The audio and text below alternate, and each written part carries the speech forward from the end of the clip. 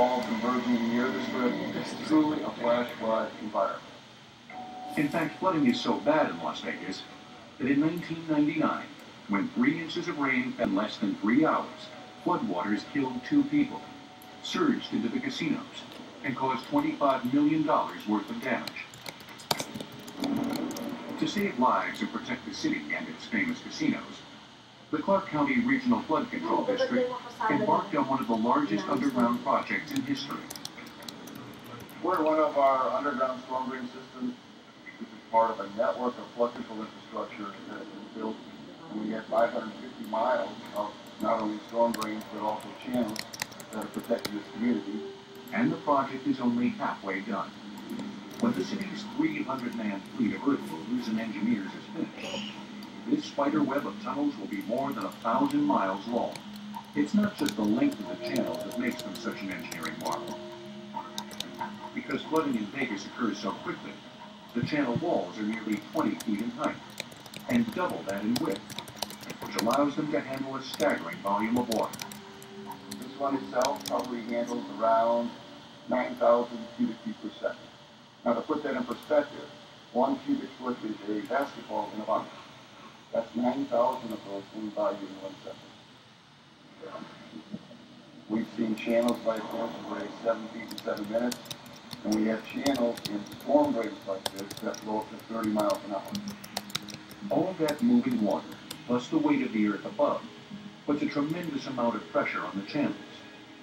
In order to withstand it, the channel walls are constructed from 2-foot thick reinforced concrete.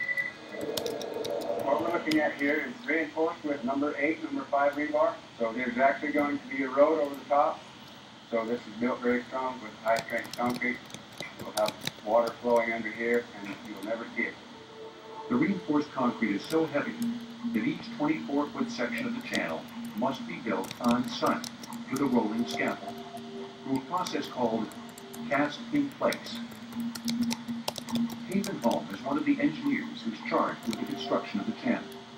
This is the traveler system here, and what we're looking at here is the wheels that actually move the system. As the concrete from each section of the channel settles, the scaffold will be rolled forward.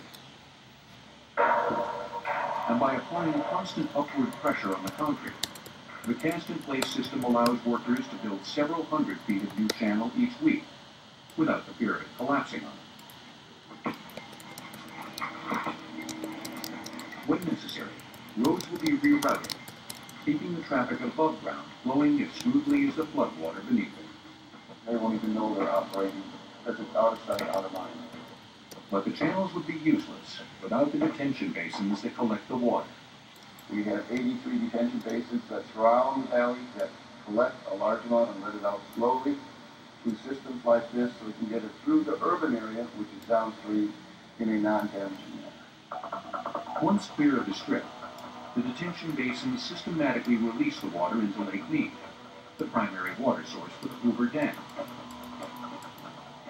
which provides power to all of Las Vegas, including its jaw-dropping stage shows.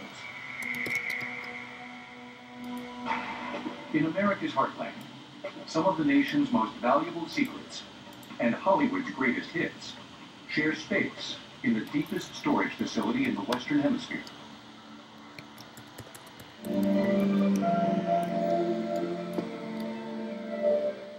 You'll very right every Monday night with an all-new season of Pawn Stars. Watch and find out the value of a specially chosen item that comes into the store each week. Hell yeah, I can't wait. You're not going anywhere. Then it's real easy.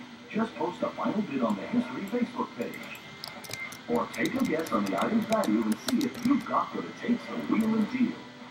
You could win great prizes and be Pawn Star of the Week. Find out more on the Facebook page of History. Hi, I'm David from USA Direct, and I say no. No more property seminars. No more estate agents pretending to be buyers and then trying to copy our good product. No more property clubs demanding commissions to introduce their members. And no more self-promoting property gurus who criticize our good product. We say no more. Here's how one property guru describes himself. self-made millionaire and property investor, #1 best-selling author, CEO, and award-winning entrepreneur. And this is my personal favorite. How to buy a $0 property without using any of your own money. You try that at your local bank. If you believe you can become an instant millionaire from watching a DVD or going to one of these boot camps, don't call me. I don't need the practice. On the other hand, if you understand that you need to invest real cash into quality property over a reasonable period of time, call me. Or go to our website, usadirect.ai. You'll have an informal meeting with no gimmicks, no sales tricks, no imposters, no boot camps, and no get-rich-quick schemes. We'll show you how to secure a legitimate investment. Remember, USA Direct will deliver up to 6 freehold properties for $200,000 yielding up to 20%. Now that is real life. If you genuinely have $200,000 and you're genuinely a buyer and you don't believe in get-rich-quick schemes, then call me. Buy direct, USA Direct. Remember, USA Direct is a private housing developer. We are not agents. We are vendors. No middlemen, no commission sales agents, and no property clubs. Buy direct, USA Direct. Across an ancient mountain range, around any corner, call me the end. You don't pay attention on these roads? It's as simple as it is. Familiar faces and some new truckers without equal as they shift into a whole new terrain. What's over here? Oh my God. IRTW's Mozambique's new series premiere, Thursday at 10 on History. What makes someone decide in an instant to torture and hurt another, or pick up a weapon to end someone else's life? What tips them over the edge? These crimes seem to come out of nowhere. Crime Crossing the Line, every Tuesday night at 10, only on CI. Follow the lead. That one to Gerald Bloomberg. The South's busted in the scene. The cash is flowing. Let's get him. What do you think it's worth? Take it, Diggs. The Pickers. All new. Friday, 9 p.m. on History.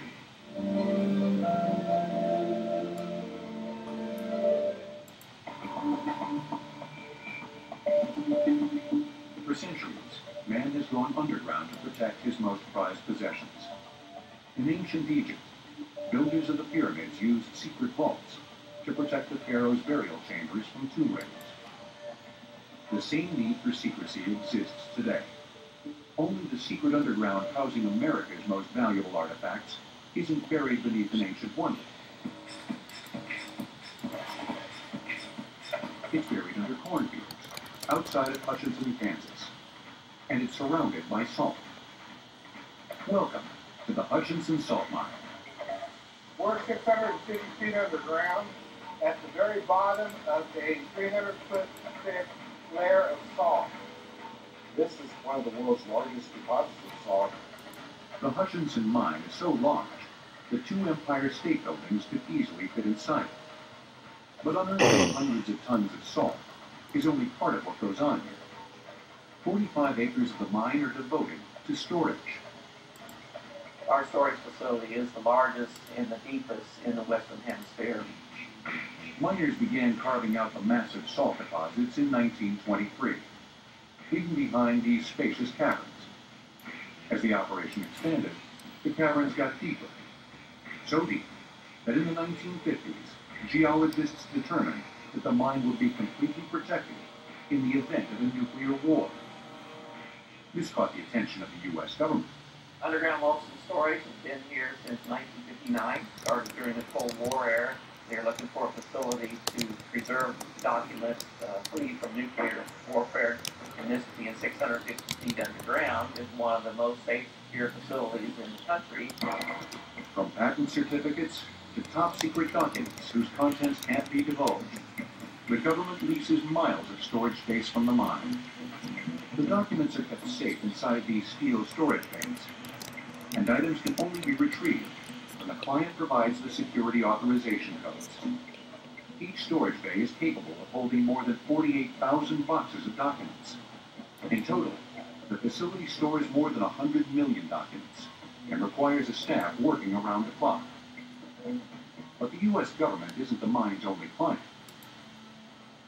Housed behind big steel doors are some of America's most prized possessions. What most people don't know is that we're right here in the middle of the United States and Kansas, and we're 3,000 miles away from Hollywood, and it's a big part of Hollywood right here. This is the largest film storage facility in the world underground. Thanks to its constant 68-degree temperature and 40% humidity, this underground layer provides the perfect climate for storing original prints of classic films. They store the film underground for security, they store it for preservation. Walking through these bays, you see lots of titles, a lot of old classics. In fact, here's one right here, the old classic that everybody's seen, Gone with the Wind. Be walking through here and you might see Sound of Music next to one film, and you'll see the Chinese. Though many of the films may be old, the mine's method for storing them is state-of-the-art. As everything moves into the digital world, we'll continue to still store the old films, but also get involved in the digitization of the films with the studios.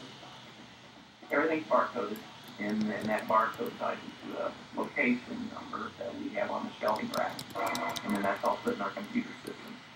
That job falls to the facility's 58-person staff, who spend 40 hours a week in a very ordinary-looking office, only it's buried 600 feet beneath the earth. But for all the classic movies, and crate after crate of government documents, the storage facility takes up just a fraction of the Hutchinson mine. We're going to take a left and head into the mine where we're mining salt. The West is still devoted to harvesting America's most important mineral. There's several lifetimes of salt here. Myron Markup is the manager of the Hutchinson Salt Mine. The mine is 2.5 miles north to south and 1.5 miles east to west, and is growing every day. I pretty much got this mine mapped out for the next 40 years. Working in almost total darkness, miners here will unearth nearly 5 million pounds of salt in a single day. But if the miners remove too much salt, the mine could collapse on itself. So as the salt they've harvested is hoisted to the surface, miners leave huge pillars of salt to hold up the ceiling. It's a job the crew here takes very seriously. After all, without them, some of our most beloved movies and our government's most guarded documents might be lost forever.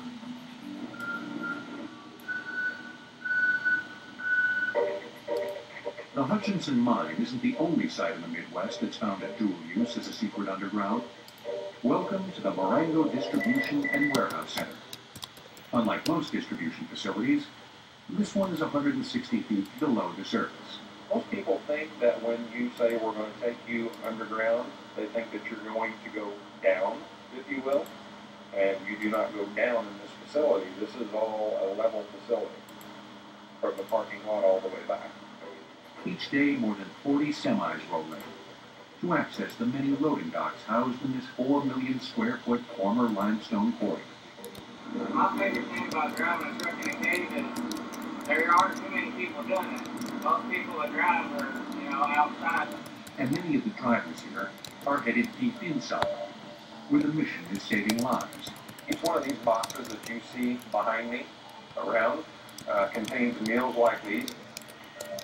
This is Brian Ventura, manager of the Marengo Warehouse and Distribution Center, the man who keeps this subterranean storage area humming 24 hours a day.